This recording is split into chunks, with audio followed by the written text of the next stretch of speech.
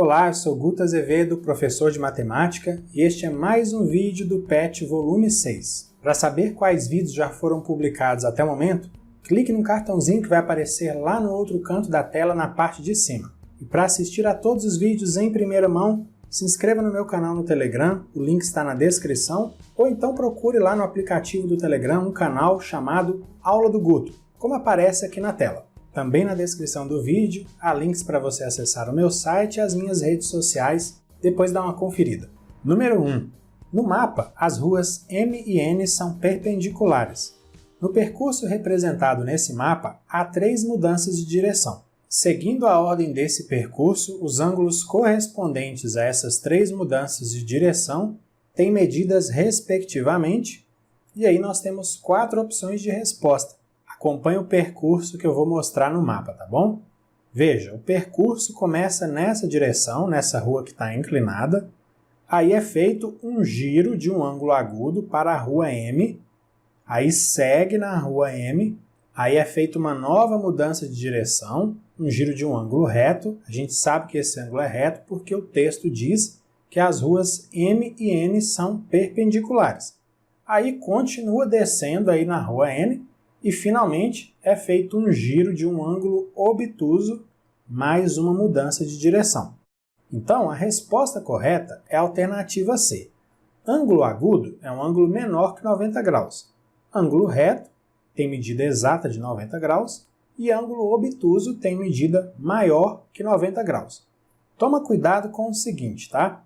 Se você olha para os ângulos que já estão formados entre as ruas, que eu indiquei aí com esses pontos amarelos, e não para as mudanças de direção, você vai encontrar outra resposta. Mas o correto é olhar para as mudanças de direção, como eu fiz aí na atividade. Número 2. A figura abaixo mostra a posição inicial de um quadro que Marina pendurou na parede de seu quarto. Insatisfeita com essa posição, ela resolveu modificá-la, girando o quadro de 90 graus no sentido horário e em seguida fez um outro giro de 180 graus, agora no sentido anti-horário, e pendurou novamente o quadro na parede. Depois desses 2 giros, a posição do quadro na parede ficou sendo qual das imagens abaixo? Olha, para facilitar, eu vou indicar um eixo aí vertical em vermelho. E aí, se a gente toma esse eixo como referência, vai ficar fácil ver o que acontece na medida em que os giros ocorrem. Então, primeiro temos um giro de 90 graus no sentido horário, como indica aí essa seta azul. Aí olha só o que vai acontecer, a figura vai ficar desse jeito. Em seguida, é feito um novo giro, agora de 180 graus, mas no sentido anti-horário. Aí olha só como que a figura vai ficar. Veja só, isso corresponde ao que está aí na alternativa C. Simples assim, essa é a resposta correta. Número 3. Na malha quadriculada apresentada a seguir, a medida do lado de cada quadradinho é igual a 1 centímetro. Essa malha é utilizada em uma brincadeira de caça ao tesouro. O tesouro fica escondido debaixo de um dos pontos assinalados na malha. Nessa brincadeira, a pessoa retira de dentro de um baú uma faixa de papel que contém as instruções sobre o percurso que deve ser feito sobre a malha quadriculada para encontrar o tesouro. Henrique retirou a seguinte instrução de dentro do baú. Veja, eu já vou lendo e fazendo o trajeto na malha quadriculada, tá bom? Vai acompanhando os traços lá.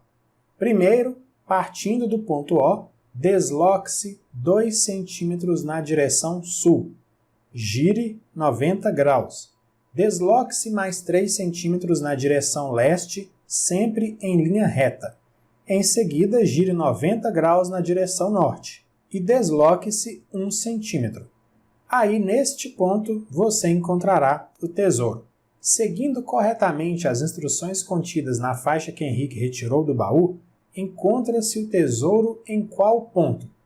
Pelo desenho que foi feito durante a leitura da instrução, dá para ver que o percurso encerra ali no ponto Q. Então, a alternativa B é a resposta correta. Número 4. A figura mostra uma placa de trânsito.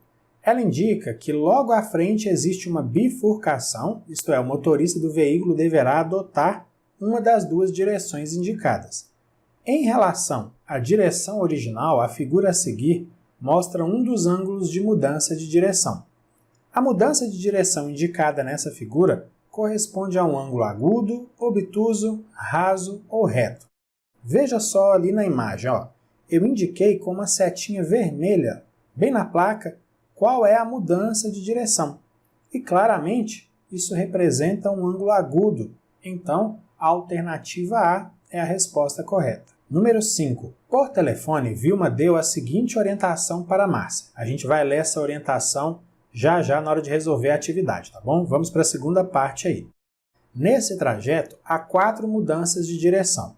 Lembre-se que o ângulo de uma mudança de direção é o ângulo formado pela direção antes da mudança e a direção após a mudança. Em quantas dessas mudanças o ângulo correspondente é agudo? Eu vou ler a orientação e vou traçando a trajetória ao mesmo tempo, tá bom? Vai acompanhando aí comigo. Partindo da escola, vire à esquerda na primeira rua. Siga 2 quadras, vire à direita, siga 1 quadra, torne a virar à direita, siga 1 quadra e vire à esquerda. Minha casa fica no meio dessa quadra. Você viu que além da trajetória, eu fui aí marcando os ângulos nas mudanças de direção, certo? Os ângulos que eu marquei em vermelho são agudos e o ângulo que eu marquei em verde é um ângulo obtuso. Isso é fácil de verificar na imagem. Então, a alternativa C é a resposta correta porque são 3 ângulos agudos. Número 6. Observe o relógio que marca 6 horas em ponto, isto é, 6 horas, 0 minuto. Quando esse relógio marcar 8 horas, 0 minuto, o menor ângulo determinado pelos ponteiros medirá quanto? Olha só, o giro completo de um ponteiro aí no relógio representa um ângulo de 360 graus. E o relógio tem aí as marcações de 12 números. Então, dividindo 360 graus por 12, a gente encontra 30 graus. O que isso significa? Que na passagem de um número para o outro, há um giro de 30 graus. Então, o ponteiro das horas vai do 6 para o número 8, esse giro corresponde a um ângulo de 60 graus, porque são percorridos 2 números. Bom, às 6 horas, dá para ver no relógio, a gente tem meia volta, que corresponde a 180 graus. Mas e às 8 horas? O menor ângulo formado pelos ponteiros às 8 horas será esse aí que eu indiquei com uma setinha vermelha no relógio. Então, às 8 horas, o ângulo entre os ponteiros será de 120 graus. Por quê? É meia volta, 180 graus, menos o giro de 60 graus que o ponteiro das horas fez quando foi do 6 para o 8. Então, a alternativa A é a resposta correta. Então é isso, finalizamos aqui mais uma sequência de atividades do PET Volume 6. Se você gostou e, claro, se quiser, curta e compartilhe esse vídeo com outras pessoas. E não esquece de dar uma olhada nos links que aparecem na descrição. Grande abraço para você, bons estudos e até a próxima. Tchau, tchau!